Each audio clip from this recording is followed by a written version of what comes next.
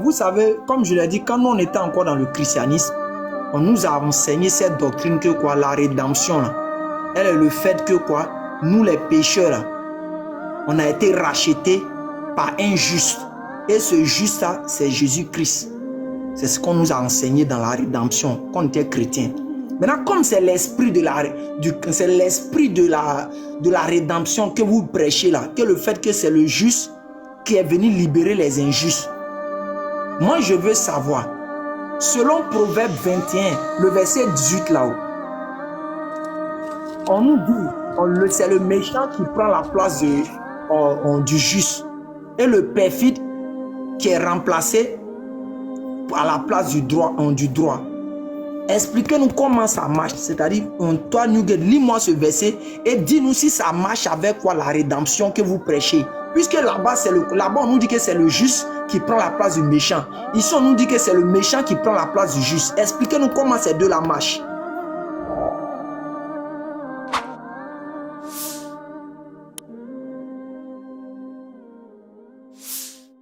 On était encore dans le christianisme et puis on était chrétien. Il y a deux techniques qu'ils utilisent pour essayer d'appeler les gens à leur foi. La première technique, c'est de parler de la confiance et l'assurance. C'est-à-dire, ils viennent, qu'est-ce qu'ils te disent? Ils te disent, mon frère, si tu meurs aujourd'hui, tu es sûr d'aller au paradis. Est-ce que tu es sûr? Maintenant, toi, peut-être le musulman ou bien la personne lambda, quand tu vas dire, bah, ça dépend de Dieu, que si Dieu veut, je vais partir au paradis, des trucs comme ça. Immédiatement, il dit, ah, mon frère, quelque chose tu n'es pas sûr d'aller. Et en même temps, il fait un parallèle dans la Bible avec des versets qui présentent une assurance sûre du paradis. Voici comment il procède. Hein. Il te met d'abord en face d'une situation où tu montres une scène de quelqu'un qui n'est pas sûr d'aller au paradis, si ce n'est que ça dépend de Dieu. Et au même moment, il vient te mettre en face d'autres versets de la Bible qui présentent où Jésus a dit, celui qui croit en moi, cela sera au paradis, il aura la vie éternelle. Il fait ce parallèle en même temps devant toi. Et dès que tu commences, si tu es un musulman, il te dit, ben, tu dis que tu n'es pas sûr, regarde quelque chose. Que tu suis quelqu'un, vous devez aller dans un véhicule, tu dois suivre quelqu'un pour aller en voyage. Tu montes dans sa voiture. Et puis, il te dit, mon frère, tu lui poses la question, ah, mon frère, on va où? Et puis, le gars te dit, bon, je ne sais pas où on s'en va. Hein. Il te pose la question, tu ne sais pas où il s'en va. Il dit, mais quelqu'un qui te dit, on s'en va où? Et puis, il dit, je ne sais pas où on s'en va là. Est-ce qu'on peut le suivre? Logiquement, on ne peut pas le suivre, cette personne. Et maintenant, il s'en fait un parallèle avec le verset coranique. Si tu es musulman, il fait un parallèle avec le verset coranique, la Sourate 46, verset 9. Il dit, regarde ton prophète ici. Il te dit, mais tout à l'heure, tu as dit que si tu poses la question à quelqu'un qui s'en va quelque part, toi, et puis il dit que je ne sais pas où je m'en vais là, est-ce que tu dois le suivre? Tu as dit non. Puis il t'envoie le verset coranique. Ah, regarde ici, ton prophète a dit qu'il ne sait pas où ce qu'on fera de lui. Il dit, mais si ton prophète même ne sait pas c'est quoi ils vont faire de lui là. Et puis il dit de toi là, toi le concerné maintenant, tu seras comment? Donc il dépose une graine de doute dans ton cœur en même temps. Ou bien il sème la confusion dans ta tête. Maintenant, peut-être si tu as commencé à résister, à commencer à donner des arguments, il va sur le deuxième point. La deuxième technique, c'est de quoi te culpabiliser, te rendre fautif. Alors qu'on sait que quand tu es fautif, la première action qui te pousse à enlever ce sentiment fautif là, c'est d'aller vers, je peux dire, quelqu'un qui puisse te l'accorder, qui puisse te pardonner. La deuxième technique, il vient et dit, mais mon frère, est-ce que toi tu n'es pas pécheur? Et si tu lui dis par exemple que je ne suis pas pécheur, il va te poser la question, mais est-ce que tu n'as jamais péché de toute ta vie? Tu sais évidemment que tu ne peux jamais dire que oui, tu n'as jamais péché. Puisque forcément, tu as eu à mentir, tu as eu à peut-être voler, tu as eu à faire telle action. Il va te dire, tu as vu? Il va dire, mais est-ce que toi-même qui as péché là, tu peux te libérer de ton propre péché? Tu vas lui dire, non, que je ne peux pas me libérer de mon propre péché. Que peut-être, tu dis, non, c'est Dieu qui peut me libérer de mon péché. Il va dire, ah, si tu as vu que ce n'est pas toi-même qui peut te libérer de ton péché, Dieu maintenant, on va t'aider à te libérer de ce péché. Tu vois, il te met face à une culpabilité de conscience et d'action. Et là, la suite maintenant, l'ouverture que tu gagnes, c'est, mais si je suis moi-même condamné à ne pas être libéré de mon péché là, la suite qui passe dans ta tête, qui peut me libérer? Et c'est là, ils viennent avec la doctrine de la rédemption devant vous. Et puis il dit, mais Dieu, lui, il a fait quelque chose de cadeau pour toi. Et ce qu'il a fait de cadeau pour toi, c'est de te donner la vie. Et cette vie-là, il te donne ça en Jésus. Il a fait que son fils est venu mourir pour toi. Pour que faute que tu ne peux pas supporter là, que toi-même tu ne peux pas gérer là, son fils, il prend ça en même temps. Et puis quand tu lui dis, mais comment c'est possible?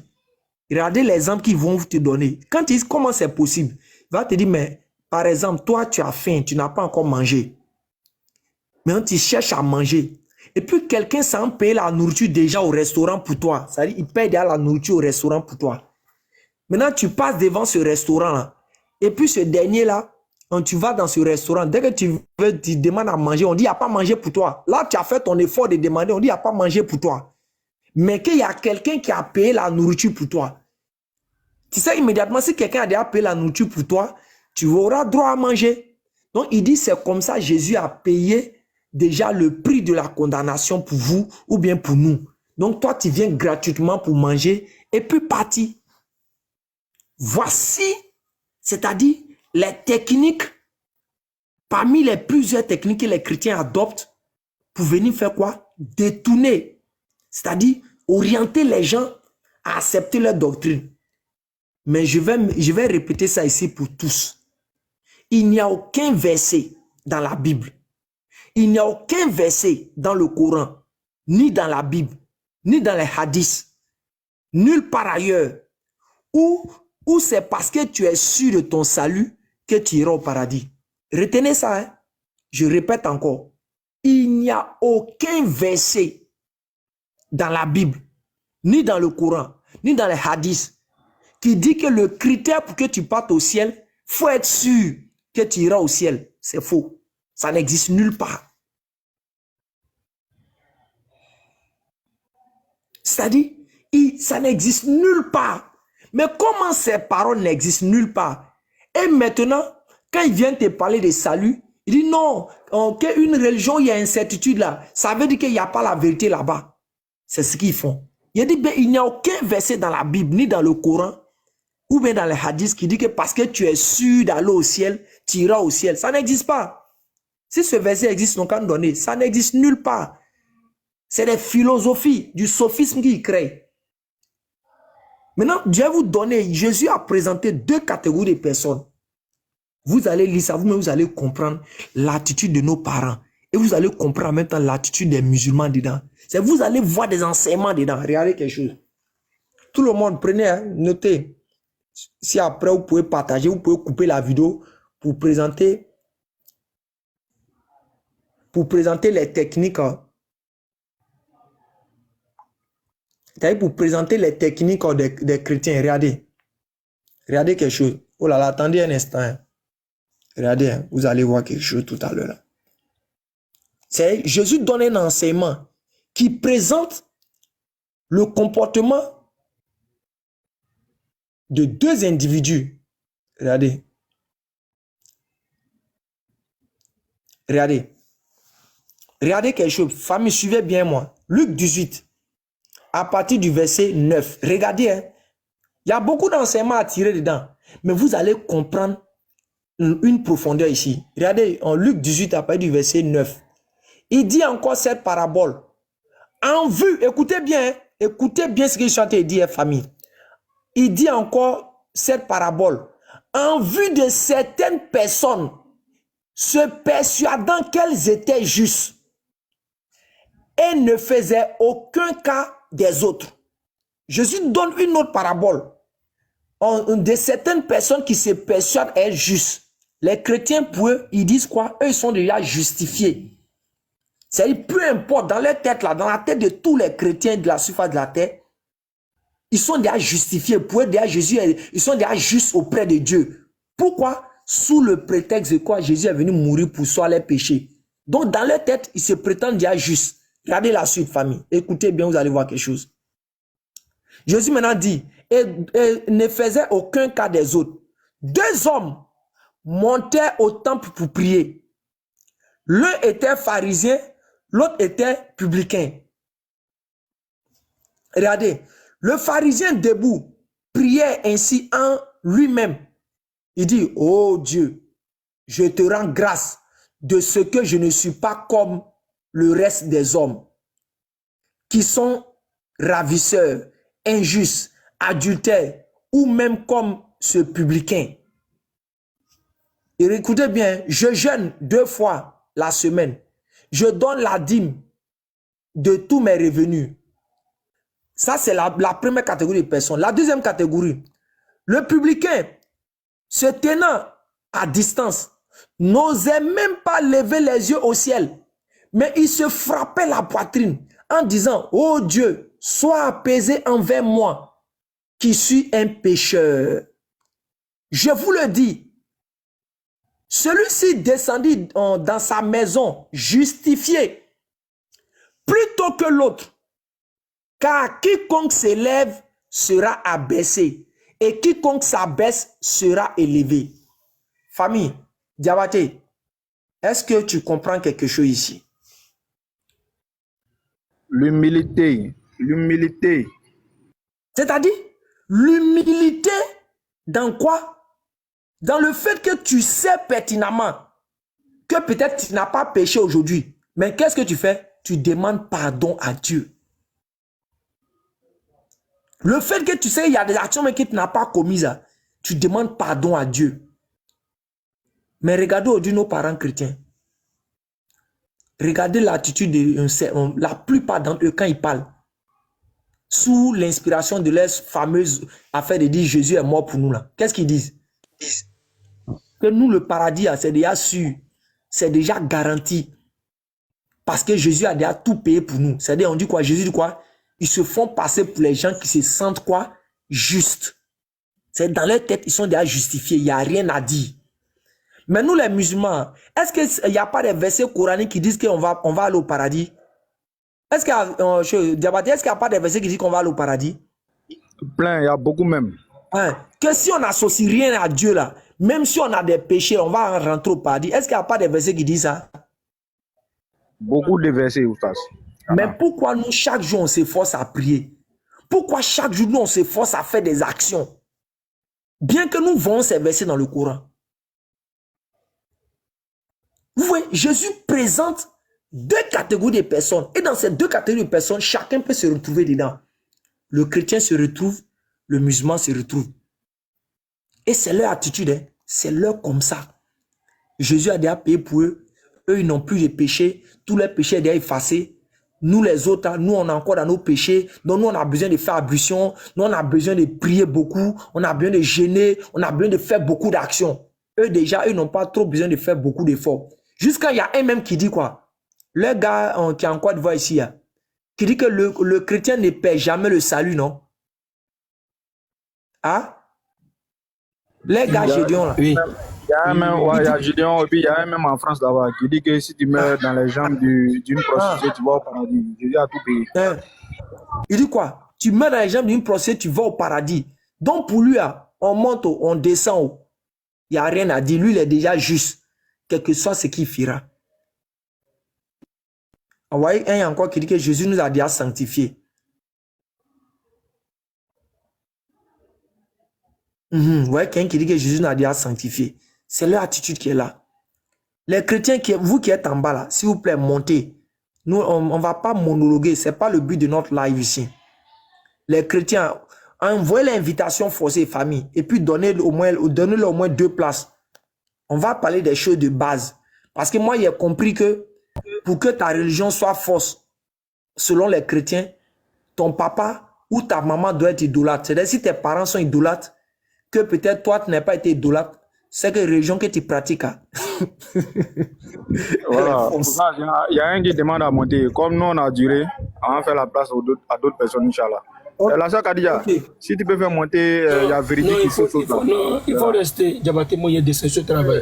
Faites-moi des sessions. Bon, on va laisser 2 places, on va laisser 2 places. Comme vous savez déjà là. Diabaté, il faut rester. Diabaté, il faut rester. Restez. Grand sœur Khadija, salam alaikum. Faites-moi descendre, grand sœur.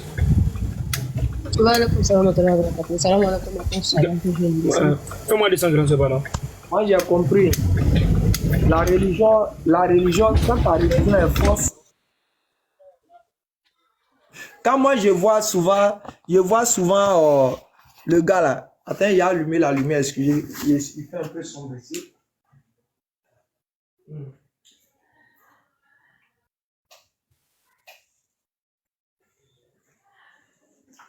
Quand je vois votre type là, c'est-à-dire, quand je vois votre gars, je vois Yeshua. Quand souvent je vois Yeshua, il prend les livres comme l'autre là qui dit Christian Robin, quoi là. Ça me fait rire quoi. Ça dit, moi, je ne sais pas si mes parents font pas exprès. Ils oublient qu'il y a des livres. Nous, on peut faire pareil. On peut aller prendre des livres qui déconstruisent le christianisme jusqu'à des A à Z. Pour venir lire, pour venir lire aussi, et puis on tire nos conclusions. Comment quelqu'un peut faire débat? Il s'en prend un livre d'un auteur qui a essayé de réfléchir pour donner ses avis. Et puis il commence à lire. Il a dit ça, que ça peut être... Et puis, regardez quelque chose, famille. Suivez-moi ici. Vous voyez ça? Ici, c'est un document que j'ai. On dit quoi? Les 100 dates. Les 100 dates de l'histoire de l'Église. Regardez. Regardez quelque chose. On dit quoi? Regardez-moi, j'ai fait aussi lecture. Vous allez comprendre quelque chose dedans. Comme ils aiment lire là. On peut tous lire aussi. Irénée de Lyon élabore la théologie de l'unité contre le dualisme gnostique. Écoutez bien, on va lire ensemble. Origine de Smyrne, Irénée, évêque de Lyon, en 177, après une persécution dans cette ville, il doit calmer l'agitation suscitée dans son diocèse par les mouvements gnostiques. Dans son Aventus Arereses, il réfute entre autres d'autres hérésies, le maçonnisme, secte rigoriste et ascétique qui prône le dualisme scripturaire. C'est les trucs, les maçonnistes. Voici ce qu'il disait. C'est-à-dire, regarde le gars, regardez la date où il est venu, ce gars-là. Ça dit environ 70 ans, ici, il peut dire même. Jésus est parti à l'an 130. Il peut dire 100 et quelques ans après le départ de Jésus. Regardez la suite. Le créateur de la matière dans l'Ancien Testament est opposé au Dieu sauveur de l'âme dans le Nouveau Testament. C'est-à-dire pour eux là, Dieu de l'Ancien Testament là, c'est-à-dire juste après 100 ans après le départ de Jésus, quand il y a rien qui était là, c'est-à-dire Dieu créateur de la matière dans l'Ancien Testament, il n'est pas pareil à celui du Nouveau Testament. Ils sont opposés. Regardez la suite. Irénée élabore alors la doctrine de l'unité. Et cette doctrine consistait à quoi? C'est ce que les chrétiens, on pense à ça aujourd'hui. Il n'y a qu'un seul Dieu, un seul Fils et un seul salut. Pour Irénée, écoutez bien, le créateur de la Genèse est le même que le Dieu du Nouveau Testament. Le Christ est à la fois quoi? Famille, lisez ici. Diabaté. Le Christ est à la fois quoi? Dieu est homme. Christ est à la fois quoi? Dieu est et homme. Ça veut dire quand il voit une boy, il prend les livres et puis il lit là. Ça me fait rire jusqu'à regarder quelque chose. Attendez, il a déposé ça là. Regardez quelque chose. Après, il a continué, il vient famille, il a continué. Mais regardez quelque chose. C'est-à-dire, moi je peux venir ouvrir ça, le Talmud de Jérusalem. C'est-à-dire, je viens, j'ouvre, et puis je commence à lire, où on dit Jésus, il brûle en enfer, Jésus, c'est-à-dire ses entrailles, c'est-à-dire sa maman et lui, ce sont des sorciers qui sont là à prendre la magie en Égypte. Tout ça, je peux faire ça hein, comme les chrétiens qui le font là. Moi, franchement, les chrétiens ne sont pas sûrs. Regardez. L'évangile du ghetto, traduit de l'araméen, comment les juifs se racontaient Jésus. Ça dit, ils peuvent venir prendre ce livre-là et puis commencer à lire aussi. Ah, non, voici ici. Voici dans le livre des choses. Moi aussi, il vient dire quoi? Regardez dans le livre de Jean-Pierre Osier. De toute façon, lui dit Jean-Pierre, il vient dire choses. Julien Robert, mais je ne sais pas quoi. Jean-Pierre Robert, mais je ne sais quoi là. Moi aussi, je viens, il dit bon, Jean-Pierre Olivier, l'évangile du ghetto, voici ça. Et puis je commence à faire les commentaires. J'ai fait les commentaires. Je lis. Vous voyez comme c'est pas réfléchi. Et des gens sont là. Ils suivent ces personnes qui viennent prendre les documents, ils lisent, et puis il a tué. Non, cela, c'est pas la peine. Mon frère, c'est pas ignorant. Tu peux pas savoir. Nous, là, depuis 2010, ces documents-là, qui montrent que Jésus est un faux prophète, là, selon les Juifs, là, nous, on a dit à ça. C'est parce que l'autre document, là, les exégètes, allez. Nous, on n'a pas les exégètes. Mais c'est pas vous, les Valériens, que vous n'avez pas les exégètes. Non, sinon, nous, on ne les a pas, vous les avez. Papa, tu sais pourquoi il dit tu ne maîtrises pas l'histoire même de la Bible et de certaines choses. Il y a eu ce qu'on appelle quoi? Les pères de l'église. Il y a eu Origène, il y a eu Essièbe, il y a eu Épiphane, tous ces groupes-là. Ce sont des gens qui ont commencé à établir le dogme que vous avez commencé en s'appuyant sur soi-disant certains versets bibliques pour établir les dogmes que vous partagez aujourd'hui. S'il te plaît, je ne te coupe pas. S'il te plaît, arrête-moi, laisse-moi y aller mon truc. Laisse-moi y aller mon truc. Tu nous as fait monter. Pardon, laisse-moi y aller mon truc. Pardon, laisse-moi y aller mon truc. C'est vous qui aimez lire, non? Nous aussi, on va lire. Regardez-moi celui-là. Je reprends encore. Je viens par ici. Les maçonnistes, secte rigoriste et ascétique qui prône le dualisme scripturel, le créateur de la matière dans l'Ancien Testament est opposé au Dieu sauveur de l'âme dans le Nouveau Testament. Irénée élabore la doctrine de l'unité. On dit c'est Irénée, voici un de vos parents. C'est-à-dire un gars qui allait élaborer votre doctrine. Il n'y a qu'un seul Dieu, un seul Fils et un seul salut. Pour Irénée, le créateur de la Genèse est le même que le Dieu du Nouveau Testament. Comme les chrétiens pensent aujourd'hui, le Christ est à la fois Dieu et homme. C'est-à-dire, comment un homme peut venir te croiser et puis il va dire non que toi là, tu es célibataire en même temps marié. Diabaté. Même si tu dis à quelqu'un qui a pris drogue, tu es célibataire en même temps tu es marié. Ça là, ça a du sens. Depuis quand on peut dire non que tu es... Depuis quand on peut dire que tu es créateur et créature? Ça là, ça existe où? Depuis quand? Dans quel monde? Mais ils sont les seuls dans l'univers là-bas. On continue. Le Christ achève l'œuvre de Dieu commencée en Adam. Le Christ achève l'œuvre de Dieu commencée en Adam et récapitule le dessein de Dieu. Vous voyez ça? Irénée unifie l'histoire du salut. Écoute bien, hein? Irénée unifie l'histoire du salut par une exégèse globale au sein de laquelle l'Ancien et le Nouveau Testament entrent en consonance. Il retrace la trame d'une seule histoire sainte dont la rédemption s'adresse à tous les hommes et pas seulement à l'élite gnostique. Ceux qui ont la connaissance par révélation au-dessus des illettrés simples croyants qui n'ont que la foi en représentant l'unité des Écritures. Il ouvre, écoutez bien, il ouvre la théologie à la logique de la concordance et propose à l'Église le premier travail de systématisation exégétique comme réponse au défi de la gnose. La gnose qui signifie la connaissance, les trucs comme ça. C'est-à-dire, pour eux, leur doctrine que tu les vois, on dit bavader, Jésus est Dieu, homme, il a son côté homme. Ne vous trompez pas, ils n'ont pas pris ça ailleurs. Jésus les a jamais enseignés. Aucun apôtre n'a dit quelque part que Dieu il est Dieu, homme en même temps. Ça n'existe pas. Mais ils n'ont que pris l'esprit de l'un de leurs grands-pères, Irénée, les Essièbes, les Origènes, tout cela. Vous pouvez aller faire des recherches sur ces personnages-là. Ce sont des gens qui ont été considérés comme les pères de l'église. Quand ils sont arrivés, ils ont fait les exégètes. De toute façon, chez nous, il y a les tafsirs. Il y a les tafsirs du Coran. Il y a les tafsirs de la Bible. Ça, je vous le dis aujourd'hui. Il y a les tafsirs de la Bible. Seulement que ce n'est pas accessible à beaucoup de personnes. Ceux qui ont fait vraiment les recherches un peu approfondies, c'est ce qu'on appelle la philologie.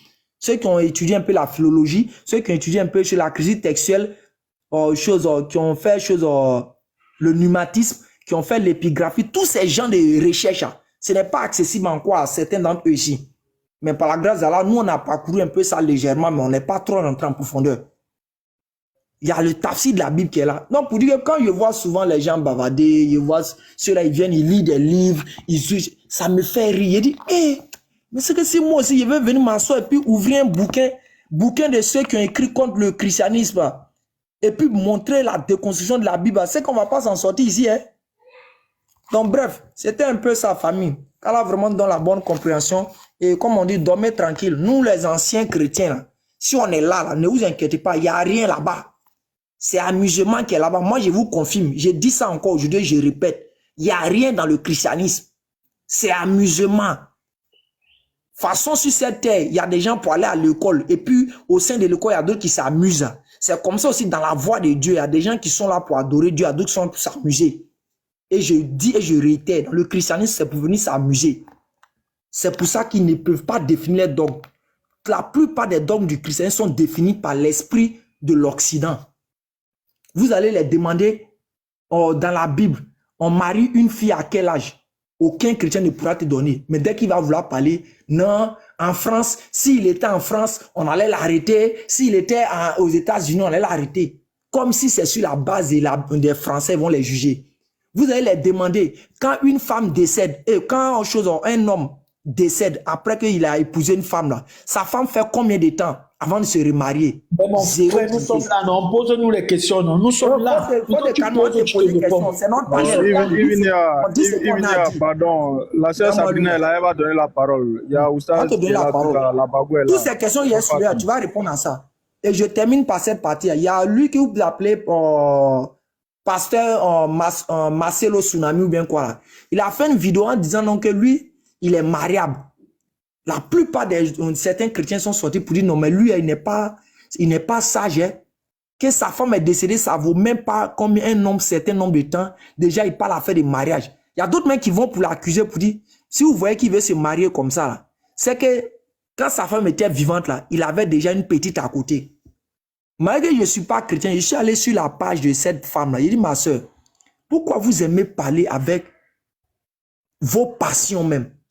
Tu es en train de reprocher à ce pasteur-là que non, il ne doit pas parler à faire des mariages maintenant, que ce n'est pas sage. Tu peux donner un verset biblique qui donne le délai que vous les chrétiens, soi-disant Jésus vous enseigne, mais qui vous donne le délai de faire, quand une femme perd son mari ou elle doit se marier. Tu peux donner le verset? Elle était incapable. Donc sur ce, Sabrina, il faut réorienter et puis on va chicoter les adorateurs d'hommes là. Voilà, chère Sabrina, tu as la parole. Il ne faut pas oublier, la Bagou est là. Hein. Donc nous, on va s'y mettre en bas. Alors, il y a 2 titans.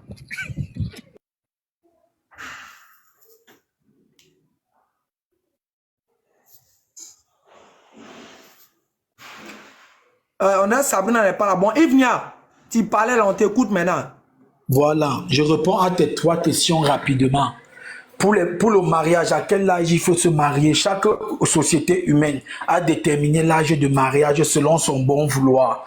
1. J'ai répondu à ta première question. 2. C'est faux. Arrête d'abord là. Calme-toi d'abord. On revient sur le premier. Calme-toi, on revient sur le premier. Écoute-moi, on revient sur le premier. Dès que tu dis chaque société a déterminé l'âge de mariage, tu es en train de mentir sur la Bible. Et si tu mens sur la Bible, selon ta Bible, tu meurs, tu vas en enfer. Je dis, c'est sur la base de la Bible que les chrétiens seront jugés devant Dieu. C'est vous-même qui avez dit ça. Donc, tu ne dois pas venir me dire que chaque société a déterminé. C'est faux. Il ne faut pas raconter cette histoire ici. Chaque société, ce n'est pas Dieu. Je dis, donne selon ta Bible. Donne selon ta Bible. Voilà ce que je t'ai donné selon ma Bible. Est-ce que tu veux comprendre? Dans le verset, me dit, attends, ma Bible me dit de respecter les autorités qui ont été établies sur nous, sur la terre. L'autorité, c'est qui? C'est le gouvernement. Le gouvernement a dit l'âge de mariage, c'est 15 ans. Je vais marier ma fille à 15 ans. Si je veux me marier, j'attends 15 ans. Le gouvernement a dit c'est 18 ans. Je vais marier à 18 ans. Parce que sinon, ma part, c'est la prison. Pourquoi tu refuses? On te donne ce que la Bible dit, tu refuses. Ok, il n'y a pas de problème. Là, on va aller simple. Hein. On va aller simple. Là, tu dis que on va dans ton raisonnement. Tu dis que la Bible dit que de respecter l'autorité. Si l'autorité a dit de marier sa fille à 15 ans, on marie sa fille. Aujourd'hui, la France, qui est la petite fille de l'église, qui est un pays laïque, en même temps qui a pour fondement le christianisme. Je veux savoir, ils disent donc quelque chose, les PD là, ils ont droit à se marier entre eux. On obéit?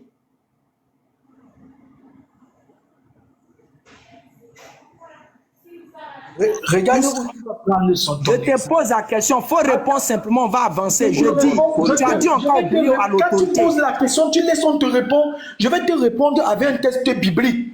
On respecte les autorités selon le Seigneur. Si l'autorité te dit de commettre ce que le Seigneur refuse, tu ne vas pas le faire. Mais si l'autorité te dit de faire ce que le Seigneur n'a pas refusé, tu dois le faire. C'est clair, nos textes sont clairs.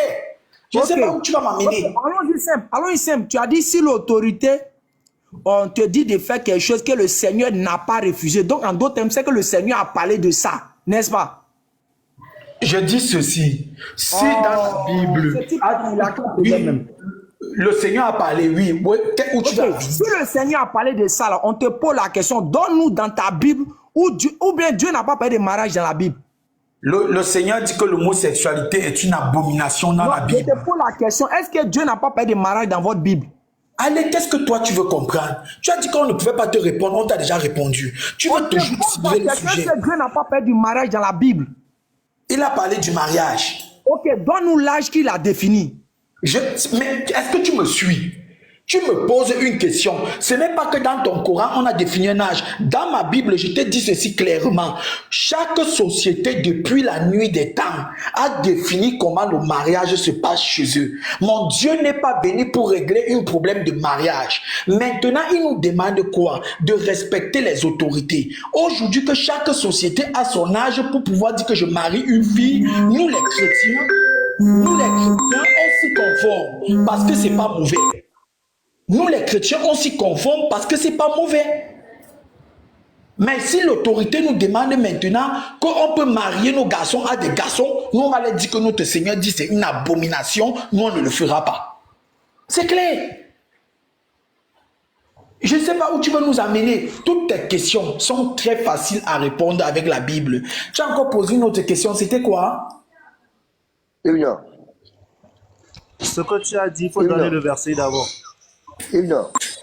Ok, allô, famille, ne le prenez pas. Vous voyez comment on attrape les hypocrites et les voyous. Vous voyez comment on les attrape.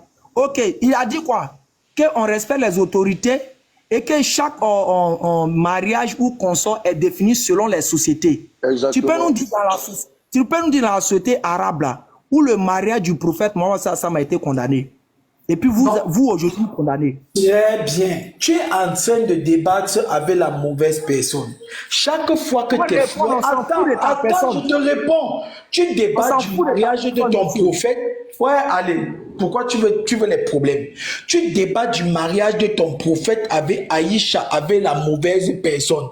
Parce que moi, j'ai toujours dit, je ne vais pas entrer dans les mœurs. Les mœurs ne me servent pas. Je ne suis pas là pour les problèmes de mœurs. Parce que les mœurs qu'il y avait avant, moi-même, ça me fait mal même souvent à entendre. Donc je n'entre pas dedans.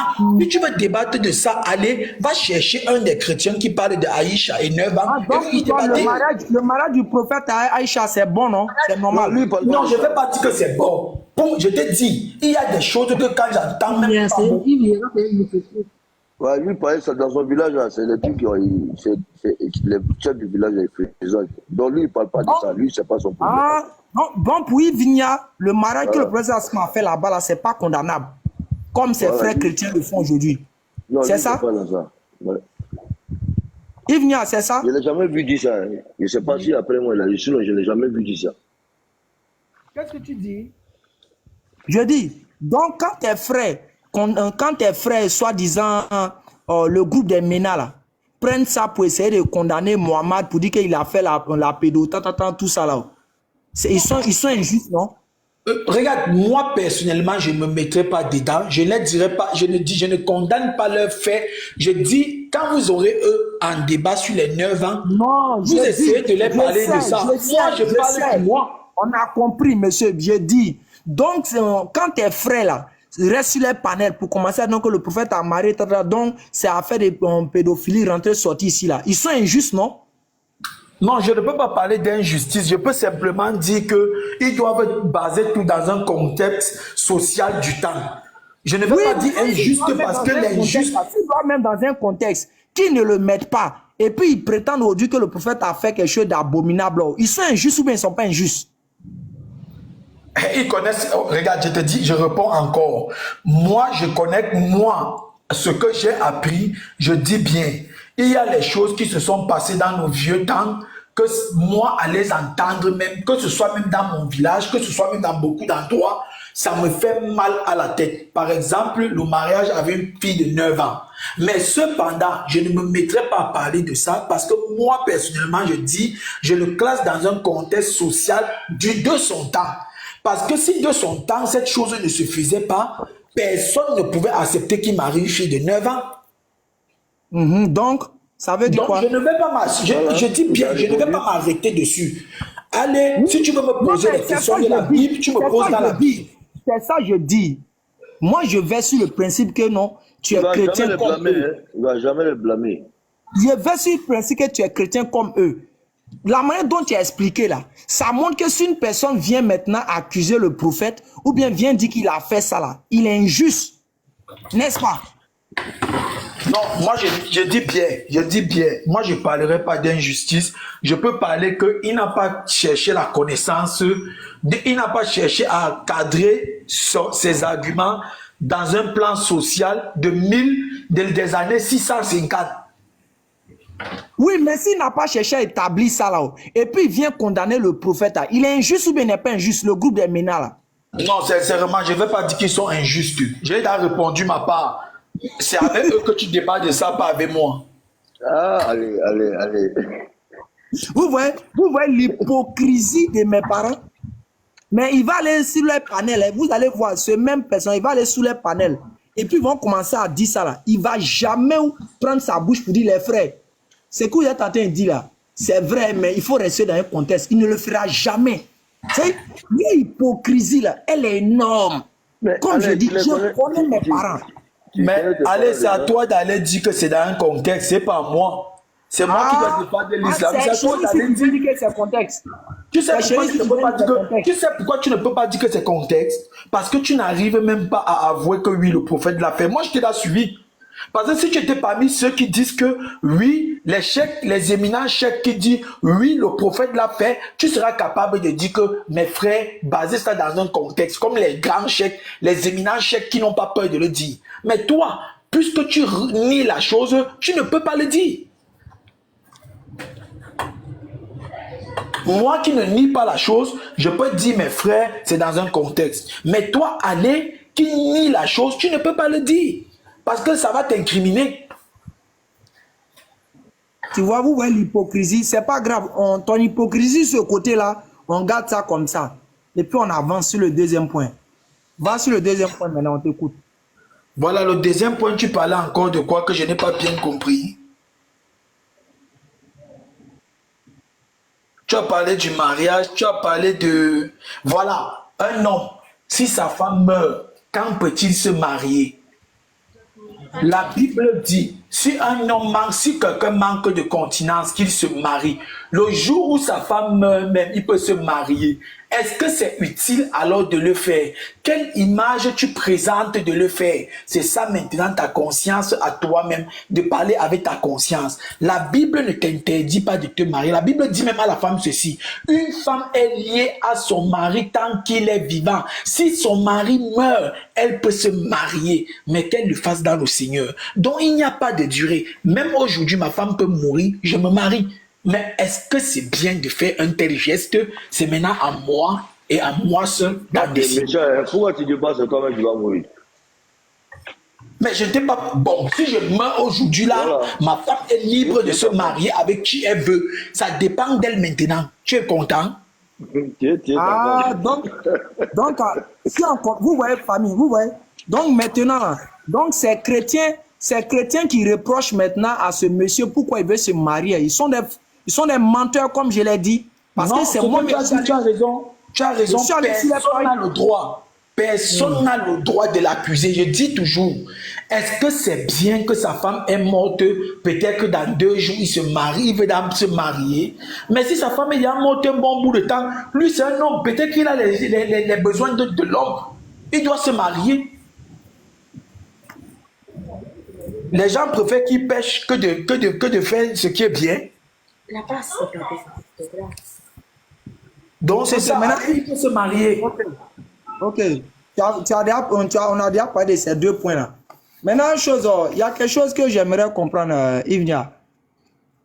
Selon la doctrine de choses, la rédemption là, que vous prêchez là, c'est le juste qui doit mourir à la place de l'injuste.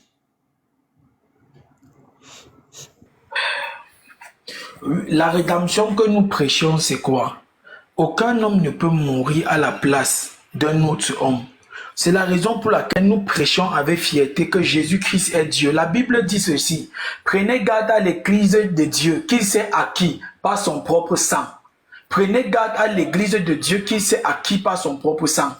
Dieu étant le juste par excellence, s'est pris un corps et il est venu mourir, afin que tous ceux à qui il a promis d'être ses enfants reçoivent la vie éternelle. Donc je le dis et je le répète, si un chrétien se perd en un jour, il se retrouve dans les jambes d'une femme, il meurt, il peut au paradis, et en partant au paradis, il y a les trompettes qu'on va sonner pour lui pour l'accueillir. En entrant, il y aura les trompettes qu'on va sonner pour l'accueillir. Quelle est ma question? Tu m'as parlé de la rédemption par le sang, non?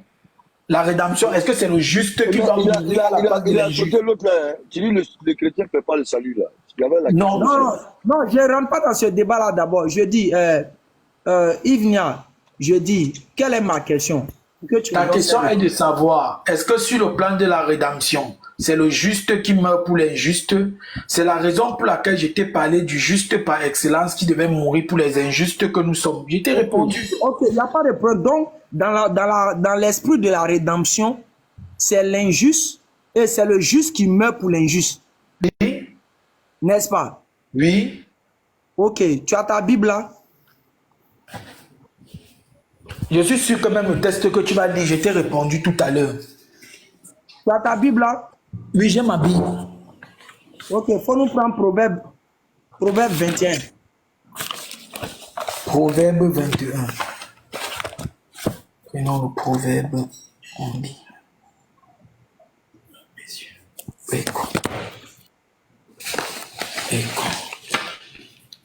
Donne-moi 1 minute, je suis dessus sans proverbe. Proverbe 18, Proverbe 21. Oui, tu veux que je lis à quel niveau? S'il te plaît, allez, je vais lire après. Il y a mon frère Newgate là qu'il faut aussi qu'il laisse la parole. Je lis, je réponds. Il n'y a pas de problème. Donc, tu dis, selon l'esprit de la rédemption que vous, chrétiens, vous prêchez, c'est le juste qui sert de rançon à la place de l'injuste. N'est-ce pas? Oui. Tout le monde, vous avez compris, hein? Ok, il faut nous prendre Proverbe 21, le verset 18.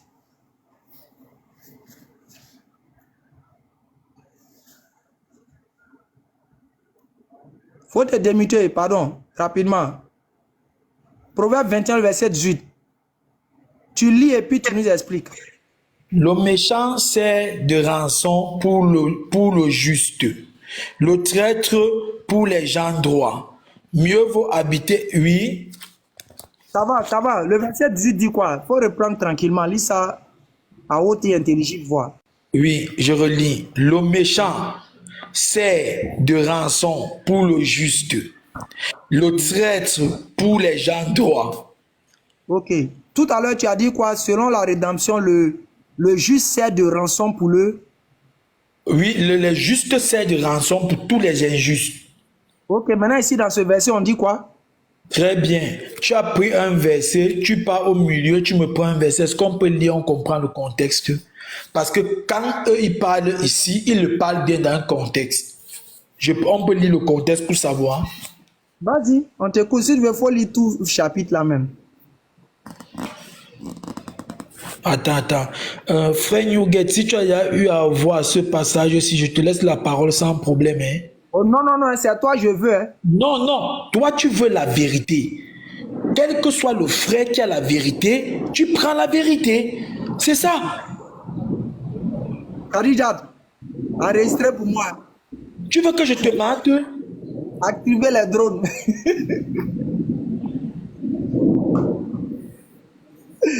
Hey, Christianisme, c'est un autre level. Celui qui a répondu à ça, là, ils vont l'enterrer ce soir. Là. Famille, c'est devant vous. Hein.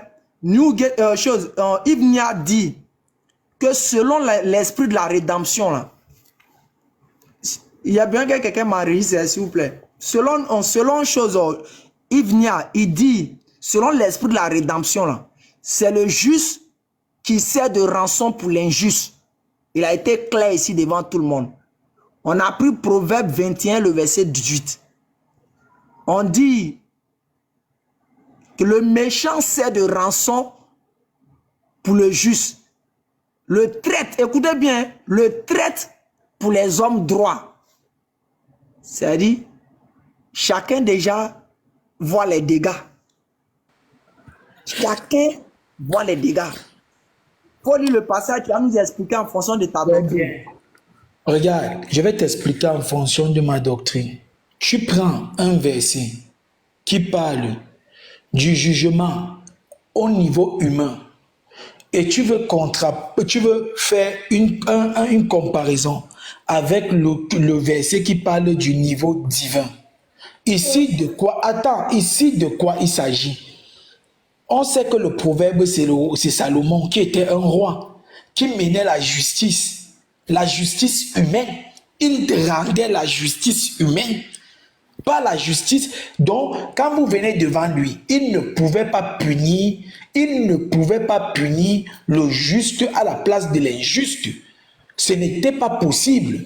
Mais maintenant, dans le plan de la rédemption de Dieu, comme il prenait un agneau sans tache, afin que le péché soit ôté, maintenant dans le plan de la rédemption, l'agneau sans tache, c'est Dieu lui-même. Afin qu'il y ait la rédemption pour tous ceux qui ont péché. Tu ne compares pas un sacrifice avec un jugement. C'est là où tu es en train de te planter ici. Il s'agit d'un jugement comme dans un tribunal. Or, pour mon Seigneur, il s'agit d'une justification de l'être humain. Donc c'est tout. Je ne sais pas qu'est-ce que je vais aller discuter, prendre deux versets qui disent deux choses différentes. Je ne sais pas. Yves Nia. Je te suis. Dans le verset que tu as lu dessus, Proverbe 21, verset 18, hein, ils ont écrit là-bas que c'est par rapport à un jugement humain. Ils ont écrit ça là-bas. Tu sais, si tout... Non, je t'ai posé une question. La Bible dit, tu n'ajoutes rien, tu ne retranches rien. Si tu ajoutes, ton nom sera retiré du livre de vie. C'est-à-dire, tu meurs en ça, tu vas en enfer direct. Je dis, dans le verset là, Proverbe 21, verset 18, ils ont dit là-bas que c'est par rapport à un jugement humain. Est-ce qu'un verset ne s'explique pas? Je t'ai posé une question, monsieur. Est-ce que dans le verset là, ils ont dit c'est par rapport à un jugement humain? Très bien. Ce n'est pas dit, mais je connais de quoi il s'agit. Tu as menti sur la Bible. Tu vois, non, je n'ai pas menti. Je n'ai pas menti. Mais tu n'as pas menti sur la Bible. Il faut nous dire où c'est écrit que c'est pour jugement humain. Allez, tu veux qu'on aille sur ce genre de discussion? Là, je te prends un verset coranique, sa signification, quand tu vas vouloir me dire ce que ça veut dire, tu seras obligé de ne pas dire ce que ça dit en clair. Il faut laisser à faire des choses. Le Coran a dit là. Ta Bible dit, il dit, ce que tu veux dire, ça concerne un jugement humain là-haut. C'est ce qu'ils ont dit dans le verset. Même si tu veux, il faut prendre le chapitre même du haut, c'est-à-dire, il faut prendre, je peux dire l'introduction même, c'est-à-dire, le plus souvent, on met souvent le titre. Si tu veux, il faut prendre le titre, et puis tu vas nous dire là-bas si ça peut parler de jugement humain. Pourquoi vous mentez si tu mens sur la Bible comme ça? Alors non. Que ta Bible, si tu mens sur elle, tu vas en enfer. Donc, actuellement, où tu es là, tu es déjà en enfer, hein, tu sais ça, gars. Qui regarde, je viens de te... Attends, on dirait que tu ne comprends pas. Je viens de te dire 2 minutes passées que celui qui est bonjour, salut monsieur Yves Néa, je sais pas. Monsieur Yves. Ah oui, frère Newgate. Voilà, ok. Lopez veut que tu nous montres. Lopez veut que tu nous donnes seulement comme tu dis que c'est question de contexte. On va pas te fatiguer. Parce que quand tu dis quelque chose, faut pas que ça soit de ta propre tête ou bien de ta propre image. Plus que toi, ce que tu dis, ça n'importe pas aux gens ici. Ce que Lopez va dire, ça n'importe personne. C'est ce que la Bible va dire qui va être intéressant. Donc, il faut donner, c'est-à-dire, quel côté de ce verset-là, ou quelle partie de ce chapitre-là, quel chapitre de la Bible, s'il te plaît, qui veut dire que ce que vous avez dit de ce verset concernant David, le roi Salomon là, quel côté de ce passage-là stipule que c'est de ça qu'il s'agit, que c'est un jugement humain, que ce n'est pas un jugement divin. Deuxième question. Après, vous allez venir nous dire pourquoi est-ce que Dieu lui va pas vouloir faire un jugement et puis il va dire que nous on n'a qu'à faire un jugement. C'est-à-dire que lui, Dieu ne punit jamais quelqu'un à la place de quelqu'un. Comment est-ce que lui va permettre que nous aussi on punisse quelqu'un à la place de quelqu'un? Bien, ça, ce sera une autre question. Ici, Lopez veut que quelle partie de ce verset-là fait allusion à un jugement humain qui dit que non, donne seulement verset biblique. C'est-à-dire que donne le lien avec un autre verset biblique. C'est tout, pas de commentaire. Merci, Bré.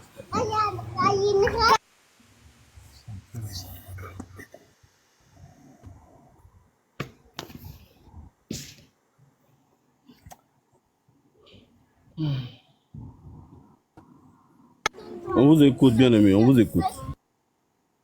Oui, bonsoir à tous. Hein?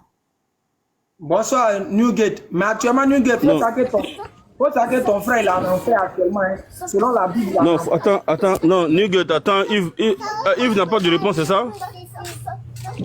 Non, mais il n'a pas de réponse? Il ne peut pas avoir de réponse actuellement, il en fait selon la Bible. Ok, bon, donc c'est bon, il n'y a pas de souci. Lopez, s'il vient te dire que tu en as fait aussi, c'est toi-même qui as cherché. Donc c'est toi qui as provoqué premier. Il n'y a pas de souci.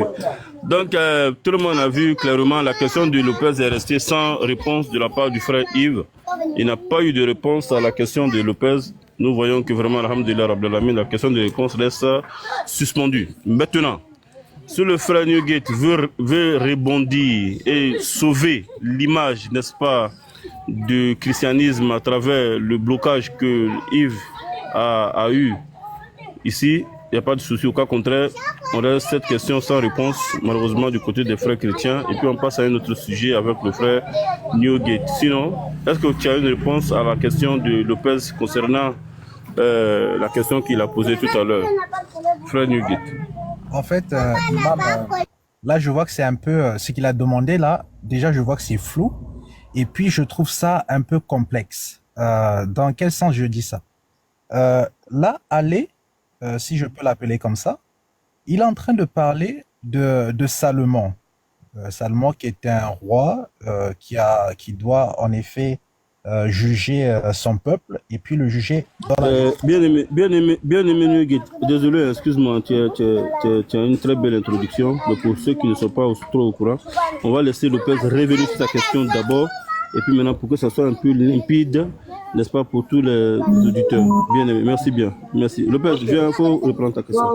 Imam, merci Imam. Vous savez, comme je l'ai dit, quand on était encore dans le christianisme, on nous a enseigné cette doctrine que quoi, la rédemption là, elle est le fait que quoi, nous les pécheurs là, on a été rachetés par un juste. Et ce juste là, c'est Jésus-Christ. C'est ce qu'on nous a enseigné dans la rédemption, quand on était chrétien. Maintenant, comme c'est l'esprit de la rédemption que vous prêchez là, que le fait que c'est le juste qui est venu libérer les injustes. Moi, je veux savoir, selon Proverbe 21, le verset 18 là-haut, on nous dit, c'est le méchant qui prend la place du juste et le perfide qui est remplacé à la place du droit. Expliquez-nous comment ça marche, c'est-à-dire, toi, Newgate, lis-moi ce verset et dis-nous si ça marche avec quoi la rédemption que vous prêchez. Puisque là-bas, on nous dit que c'est le juste qui prend la place du méchant. Ici, on nous dit que c'est le méchant qui prend la place du juste. Expliquez-nous comment ces deux-là marchent. Donc, du coup, ça sera plus simple qu'on aille le lire. Hein, parce que... Oui, alors il est lu. Proverbe 21, le verset 18. Un seul verset pour mettre la rédemption bancale. Allez, tu penses que tu vas mettre la rédemption bancale, toi? Je te l'assure. Ah, ça fait Non, on longtemps que gagne ça a un temps. commencé. Lopez, attends, il va répondre. Mon frère Newgate, ouvrez et répondez simplement, s'il vous plaît. Merci bien. Alors, Proverbe, que je trouve ça mince. Proverbe 21, le verset 10. Proverbe 21. L'autre qui est en haut, il est en train de se débrouiller pour sortir de l'enfer, selon la Bible. Parce que la Bible dit qu'il a menti sur lui. Donc actuellement, il est en train de se débrouiller là-bas. Ok, alors donc, là, je suis dans Proverbe 21. Donc, la justice s'oppose à la méchanceté. Ok. Et c'est quoi le verset? Je t'ai pas entendu. Je t'entends pas. Proverbe 21, le verset 18. Verset 18. Ok. Donc, verset 18. Le méchant sert de rançon pour le juste, et l'infidèle pour les hommes intègres. Il vaut mieux habiter dans une terre déserte qu'avec une femme querelleuse. Bon, déjà là, c'est des proverbes. Tu veux qu'on lise un peu plus haut, peut-être on va comprendre quelque chose. Alors, Monsieur, on va commencer peut-être... monsieur, il y a allez. plusieurs paroles. Il dit il y a plusieurs paroles qui montent au fur et à mesure. Il y a affaire de femmes qui fait querelle. Il y a affaire de femmes qui fait... Lopez, s'il te plaît, laisse-le, il va se débrouiller, il va trouver, il va répondre truc là. Débrouillez-vous, monsieur. On essaie de lire un Lisez peu tout le plus haut. chapitre. Vas-y, on écoute tout le monde intelligent ici. Vas-y. Ok, donc juste un peu plus haut. Alors je vais au verset 12.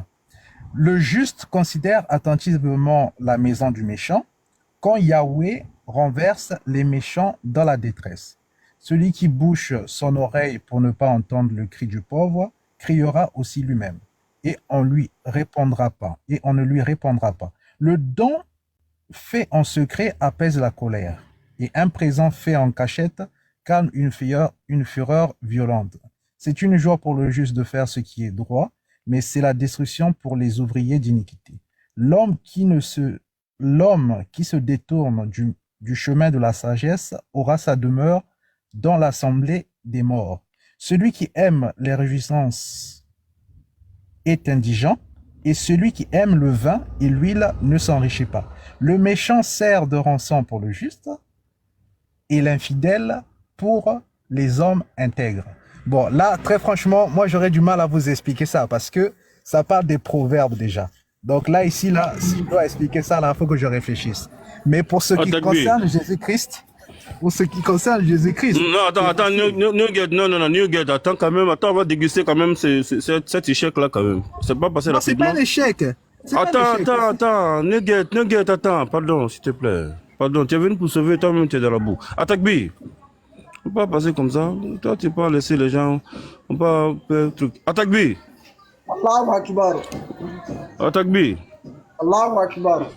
Là, c'est un chaos monumental. Maintenant, on va donner maintenant. Lopez, on ferme ce chapitre-là. Il dit il n'y a pas de réponse, il ne peut pas répondre. Il faut fermer ça. On quitte ici. Ok. Il faut pas le truc, tu as donné une autre question. On rentre au placard.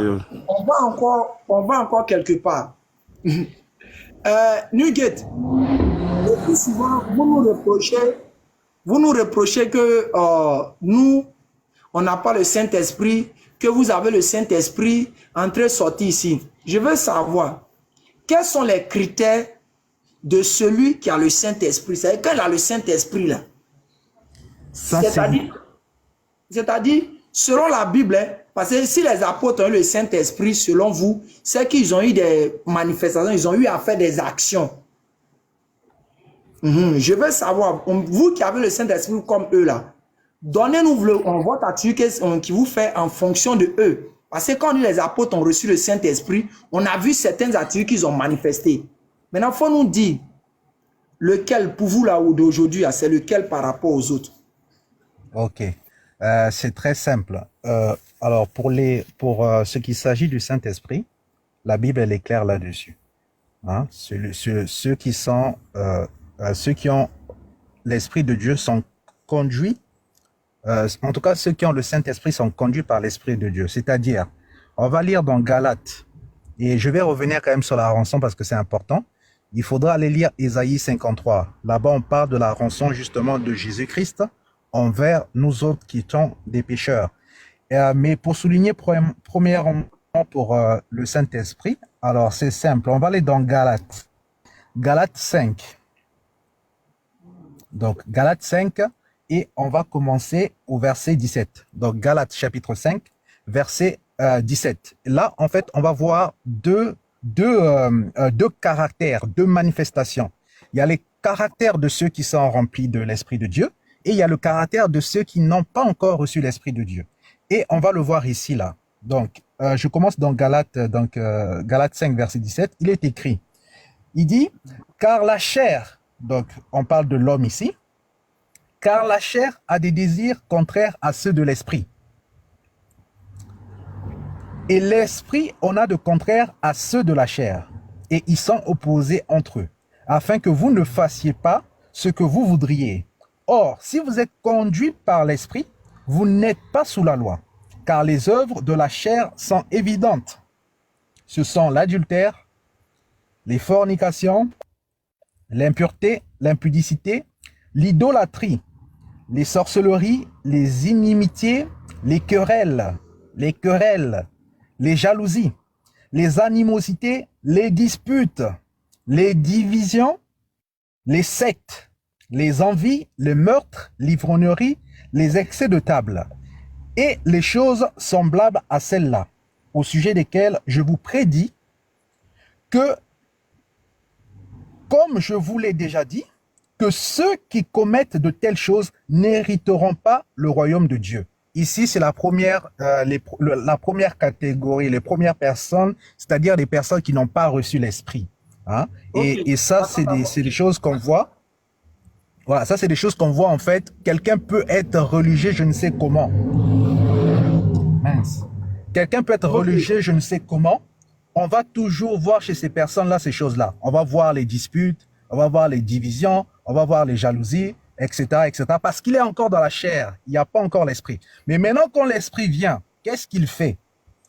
On va lire maintenant, on est au verset 22. C'est ça les différences, la différence. Quand l'esprit vient, donc du coup, on est au verset 22, il dit, mais le fruit de l'esprit, c'est la charité. La charité qui veut dire l'amour. La joie, la paix, la patience, la bonté, la bienveillance, la foi, la douceur, la tempérance. La loi n'est pas contre ces choses.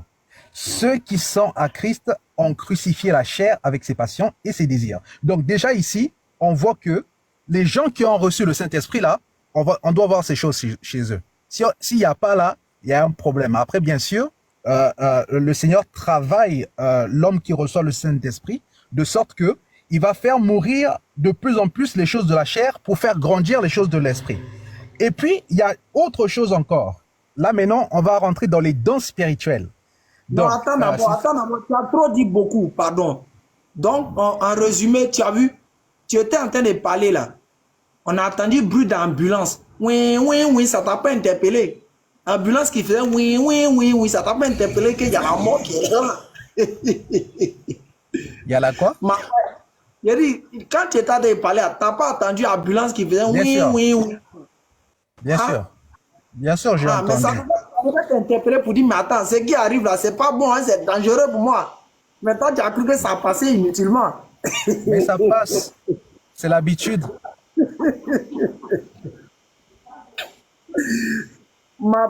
Tu vois, Yemi utilise ta tête. C'est pas quelque chose de c'est pas fortuit, hein, c'est une inspiration divine. Si Dieu m'a dit de prendre ce nom-là, il sait pourquoi. Grand frère, tout ce que tu as dit là, si c'est ça là, c'est que nous les musulmans, on a le Saint-Esprit. Ah non, moi je vois pas. Non, attends, tu as dit, tu as cité ceux qui ne font pas l'impudicité. Ceux qui... Je t'écoute. Tu n'as pas cité ça parmi les critères de celui qui a le Saint-Esprit. Hein? Parmi les critères là, bien sûr, il y a ceux qui ne font pas l'impudicité, mais c'est pas ce que j'ai lu. Maintenant, moi-même, je te dis aujourd'hui, moi-même écran, il n'y a pas quelqu'un d'autre. Peut-être ça avant, j'étais dedans. Mais il te dit écran, moi écran audio là, je ne fournis pas. Je ne couche Mais pas gloire femme à Dieu. Calme-toi. Je ne couche pas femme que je n'ai pas mariée. Donc j'ai le Saint-Esprit d'abord. On dit l'ivrognerie. Écoute bien, on dit l'ivrognerie. Mais pour les musulmans, ce n'est pas l'ivrognerie. Hein. Pour les musulmans, ce n'est même pas l'ivrognerie. On dit, il ne faut même pas t'approcher. C'est le musulman même, c'est interdit même qu'il s'approche même de l'alcool. Donc, déjà deux. J'ai le Saint-Esprit encore 2 fois. 3. Tu as dit de s'éloigner des signes du monde. Aujourd'hui, là, la plupart de ceux qui luttent contre les Woubi, là, qui condamnent ça de façon claire et nette, c'est les musulmans. C'est-à-dire, toi, tu as le Saint-Esprit. Donc, tous les critères même que tu as donnés, qui prétendent que c'est ce qui fait qu'on a le Saint-Esprit. Là. Mais c'est que nous, les musulmans, on a dit ça. Regarde, allez. Répondu, papa, je dis, quand le Saint-Esprit, les disciples ont eu le Saint-Esprit, là, la Bible a présenté, quand ils ont eu le Saint-Esprit, quelles sont les actions, les gestes qu'ils ont fait, qui ont montré qu'ils ont le Saint-Esprit. Dis-nous aujourd'hui, lequel des chrétiens a ça aujourd'hui, pour qu'on puisse dire qu'il a le Saint-Esprit. Ok, allez. Mais déjà, je dois souligner quelque chose. Allez, regarde, c'est très simple. Déjà, dès lors de notre naissance, en tant qu'homme, excusez, monsieur Nuguet, excusez, on va vous donner 3 minutes parce qu'on ne va pas rester comme ça en train de causer simplement. 3 minutes, hein. Donc, allez, pardon, il faut me mettre le chrono, s'il te plaît. On va gagner un temps. Je veux pas que ce soit des causeries sans programme. Excusez, bien aimé, va mettre le programme, quoi.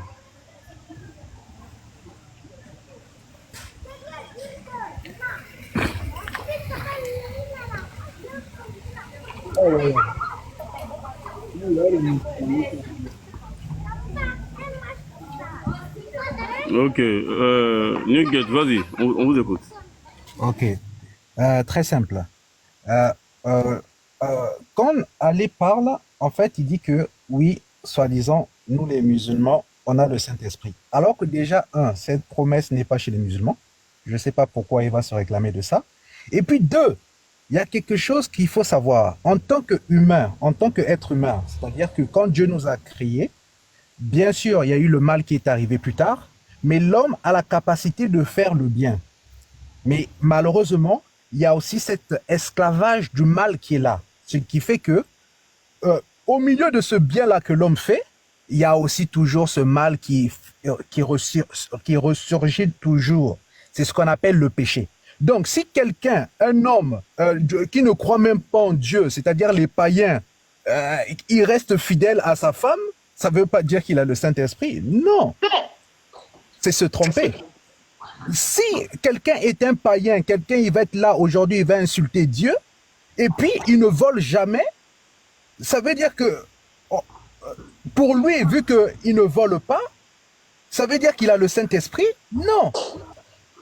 Il y a des choses à remplir et il faut les remplir toutes. Parce que voici les œuvres de la chair ici. Et c'est les œuvres de l'homme naturel.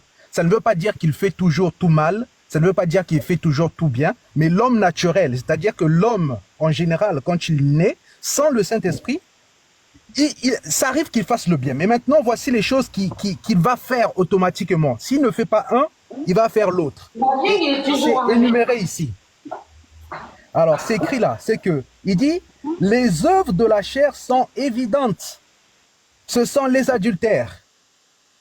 Si tu n'as pas fait l'adultère, tant mieux pour toi. Mais il y a encore la fornication.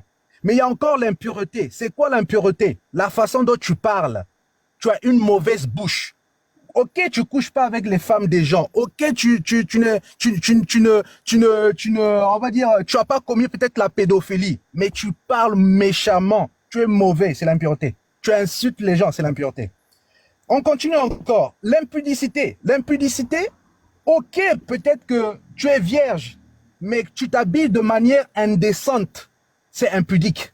C'est l'impudicité. Donc tu es dedans.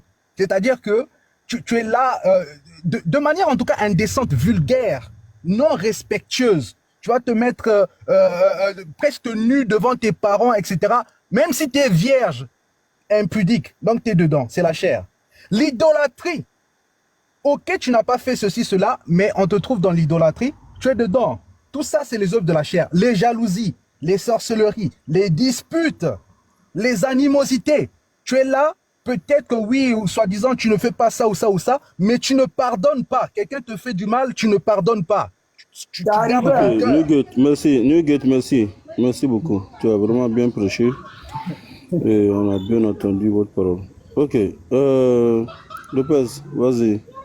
Vous voyez, famille, vous voyez, on a posé une question simple.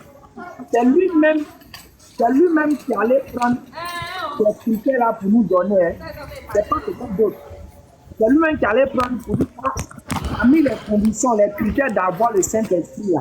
Voici ça. Et il a commencé à citer. Il dit, hey, tu ne fais pas la fornication. Ça va, ma chérie? Tu ne fais pas la fornication. Tu ne fais pas l'adultère. Tu ne fais pas les disputes.